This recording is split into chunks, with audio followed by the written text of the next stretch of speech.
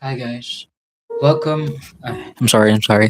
Hi guys. Welcome to my first uh live on YouTube and hi, how are you? If you are seeing this, if you are watching this on replay, how are you? I hope you're doing fine and I hope wherever you are, I hope you're living the life that you wanted. Nonetheless, once again, I am Boy Martinez. I am from the Philippines and I am 30 years old.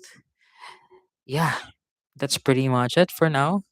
The reason why I go on live right now, because I wanna like read this book with you. It's more of like I'm reading, but not really alone. I'm uh reading with somehow a double purpose. Yeah.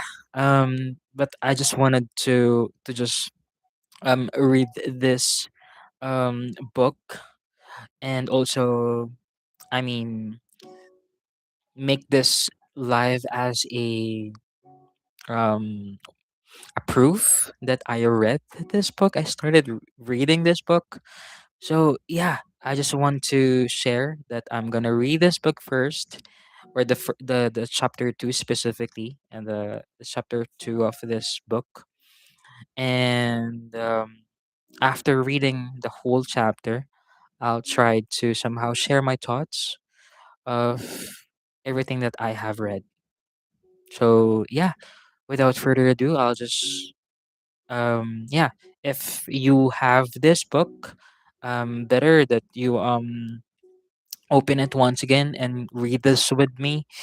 But if you haven't like bought it yet, maybe you can just listen first, or yeah, listen to me while I'm reading this chapter 2. And yeah, if you're gonna watch it on replay, um I am really expecting for your responses or for your comments, that yeah, what else I need to improve, or if you like this kind of video, let me know.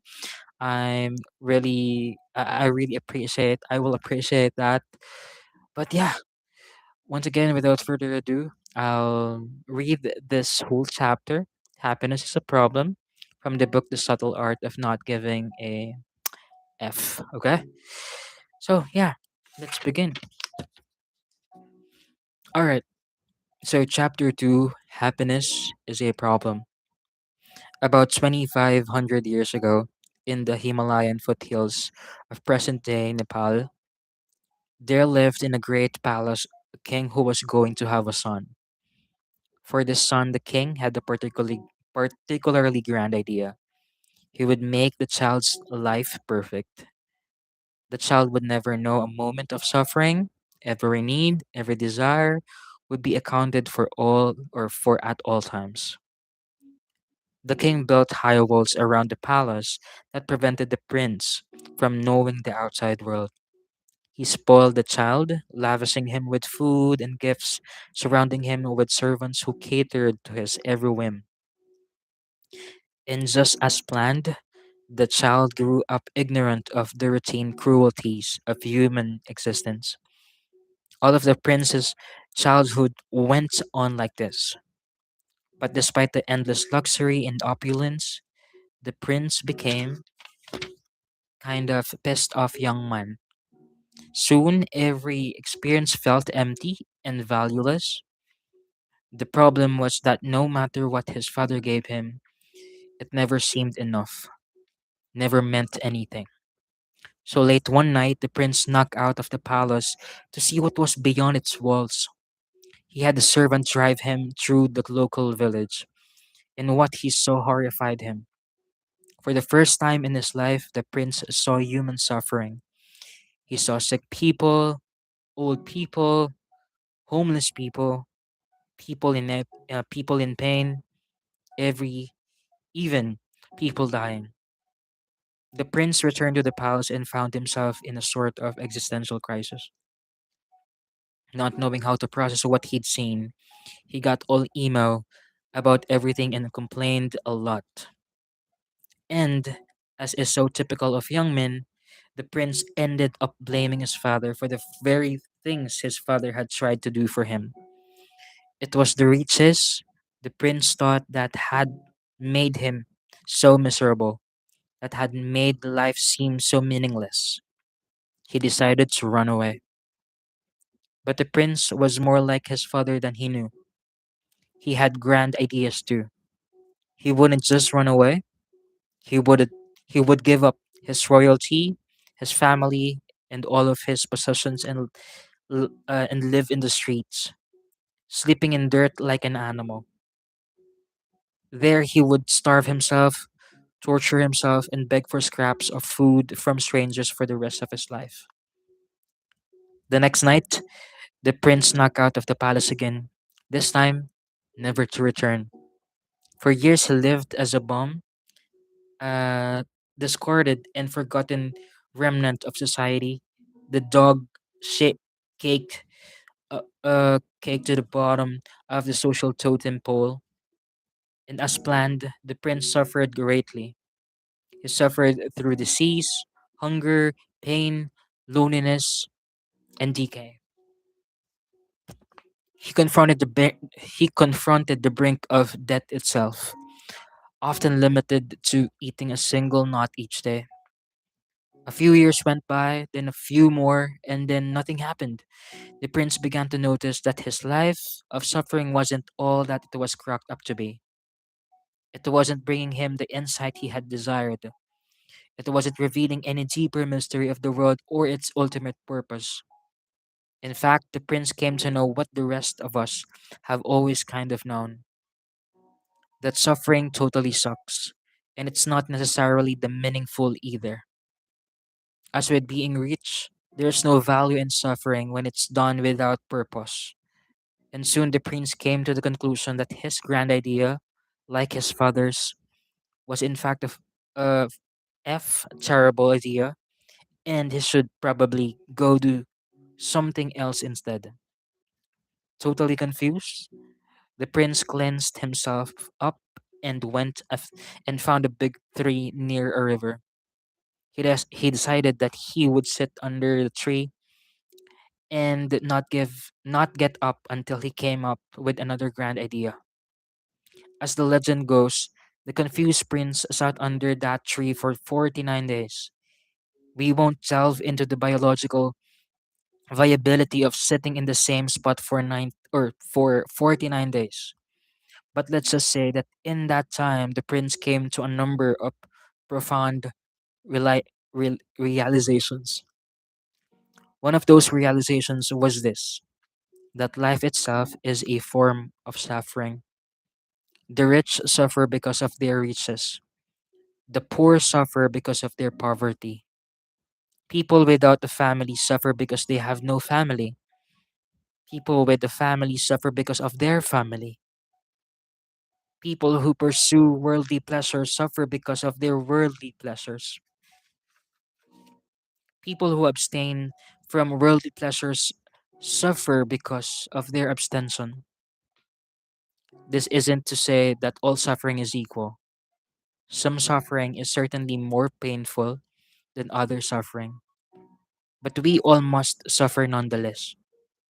Years later, the prince would build his own philosophy and share it with the world, and this would be its first and central tenet: that pain and loss are inevitable, and we should let go of trying to resist them. The prince would later become known as the Buddha, and in case you haven't heard of him, he was kind of a big deal. There's a premise that underlies a lot of our assumptions and beliefs. The premise is that happiness is algorithmic, that it can be worked for and earned and achieved as if it were getting accepted to law school or building a really complicated Lego set. If I achieve X, then I can be happy. If I can look like Y, then I can be happy. If I can be with a person like Z, then I can be happy. This premise, though, is the problem. Happiness is not a solvable equation. Dissatisfaction and unease are inherent parts of human nature, and as we'll see, necessary components to creating consistent happiness. The Buddha argued this from the theological and philosophical perspective. I will make the same arguments in this chapter, but I will make it from the biological perspective and with pandas. All right, so the misadventures of disappointment panda. If I could invent a superhero, I would invent one called Disappointment Panda. He'd wear a cheesy eye mask and a shirt with a giant capital T on it. That was way too small for his big panda belly. And his superpower would be to tell people harsh truths about themselves that they needed to hear but didn't want to accept.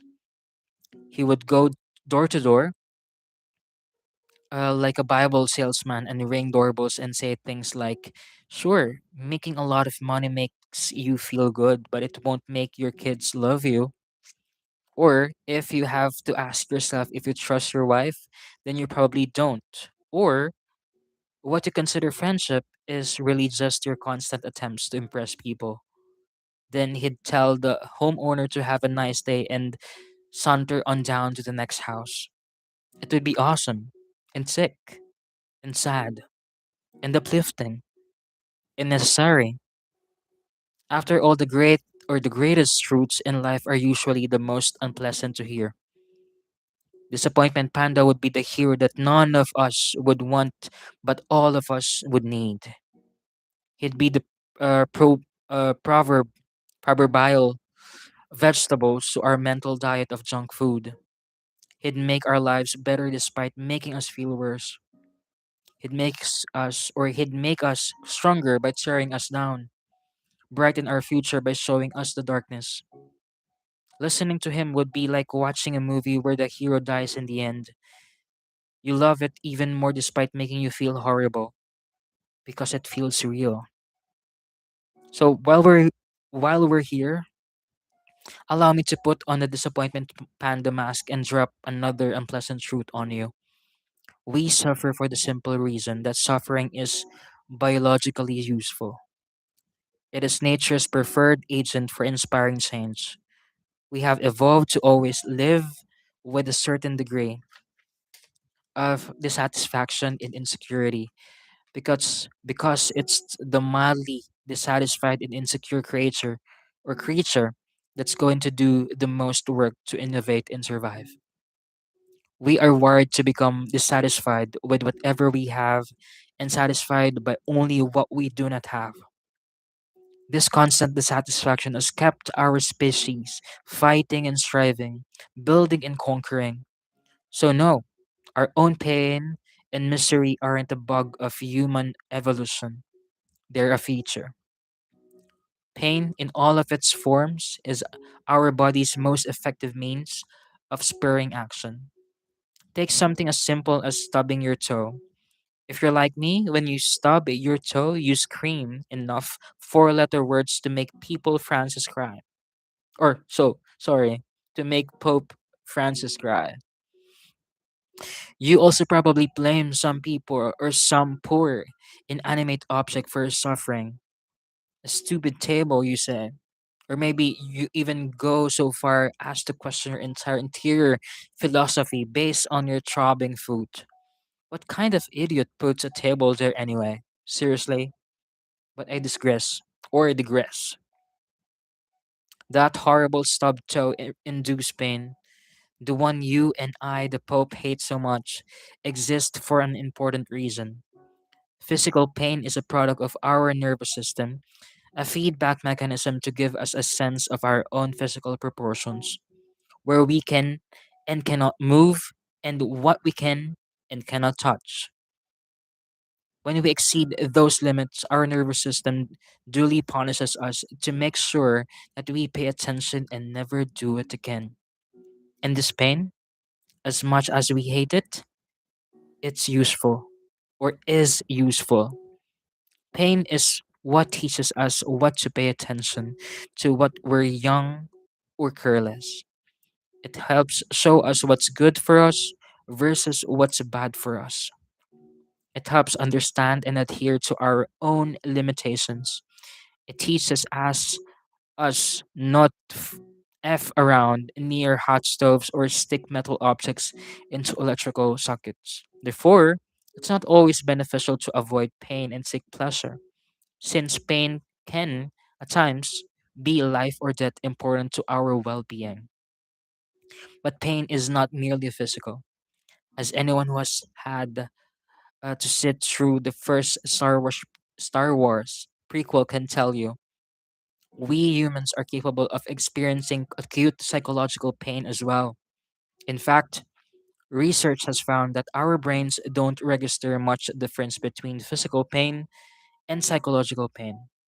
So when I tell you that my first girlfriend cheating on me and leaving me felt like having an ice pick slowly inserted into the center of my heart, that's because, well, it hurts so much, I might as well have an ice pick slowly inserted into the center of my heart. Like physical pain, our psychological pain is an indication of something out of equilibrium, some limitation that has been exceeded. And like our physical pain, our psychological pain is not necessarily always bad or even undesirable. In some cases, experiencing emotional or psychological pain can be healthy or necessary. Just like stubbing our toe teaches us to walk into fewer tables, the emotional pain of rejection or failure teaches us how to avoid making the same mistakes in the future. And this is what's so dangerous about society that coddles itself more and more from the inevitable discomforts of life. We lose the benefits of experiencing healthy doses of pain, a loss that disconnects us from the reality of the world around us.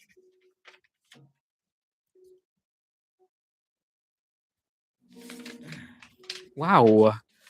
Wow, this is chapter two is it's pretty long.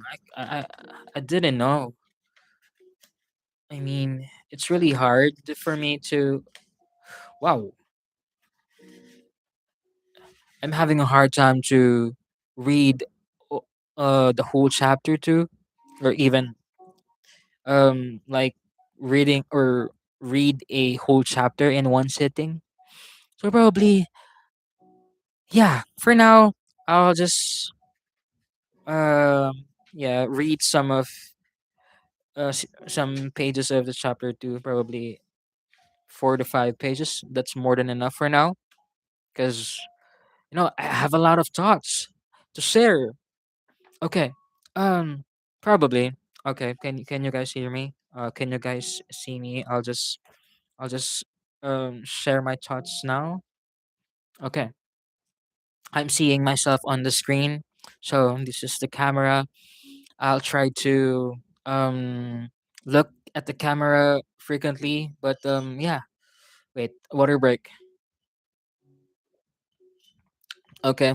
So as of now, no one watching my live, so probably I'm expecting that all the viewers are just watching the replay version or the replay video. But there's no, I mean, that's not a big thing. I mean, no one's watching my live right now is not a big thing. I mean, I don't care. Yeah, all I care is like I wanna share my thoughts. I wanna do it. I wanna like spend my night like this. Yeah, it's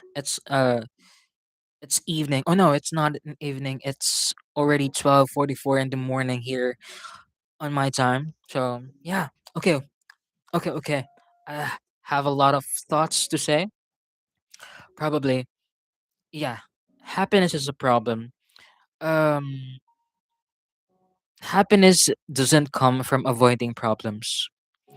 It comes from solving problems. uh life is always full of problems. We can agree to that, right? If you solve one, another shows up, diba?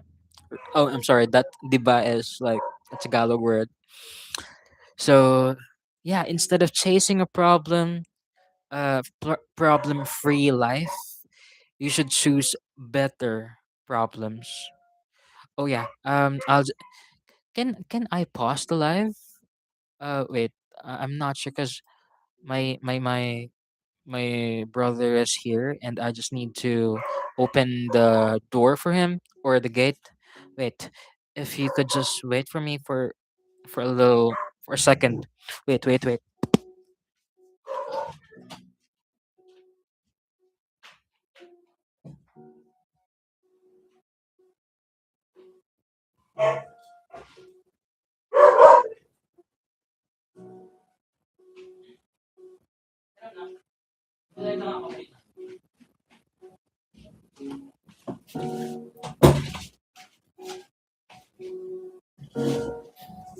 All right. So yeah, I just opened the door for him.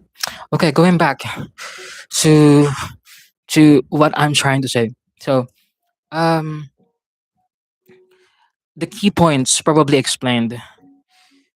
Pain is part of our happiness.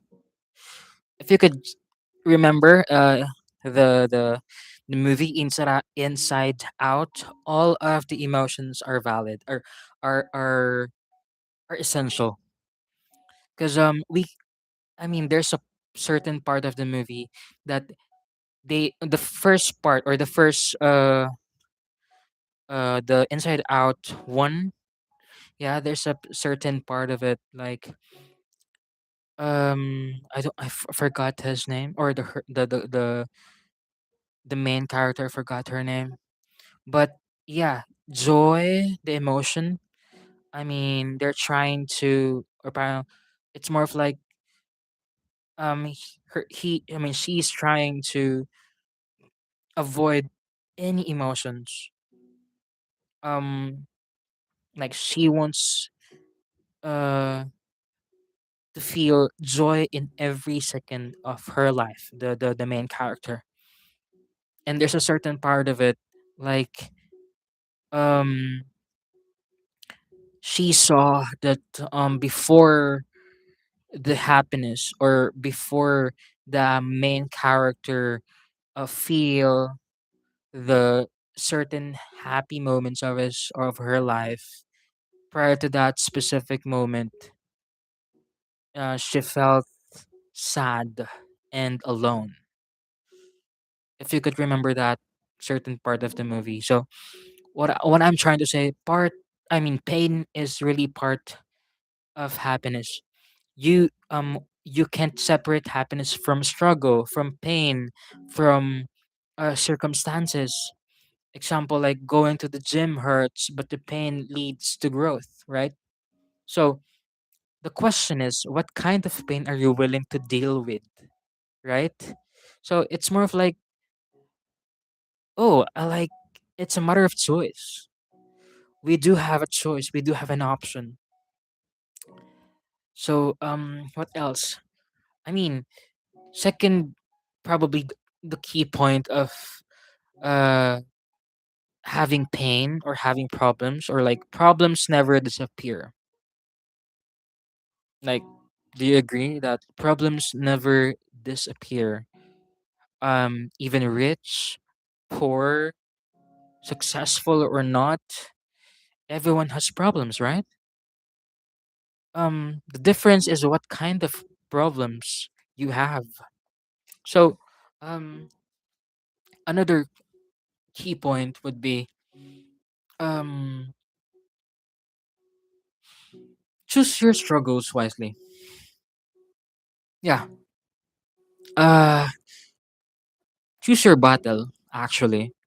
Want a great want a great relationship, you'll deal with conflicts. Like if you want a successful career, you should deal with stress and failure. You don't get the reward without the struggle ahead. or the struggle attached to it. And also, like, happiness really requires struggle, right? I mean, yeah, it's really happening. It's really part of the reality of a human being that um before you get that certain happiness or happy moments of in your life, you get to experience struggles, right? Like the feeling of solving something hard is what creates fulfillment. And not comfort, not ease, not avoiding stress. It's more of like that. I mean, I don't know if it's a what do you call this? A formula.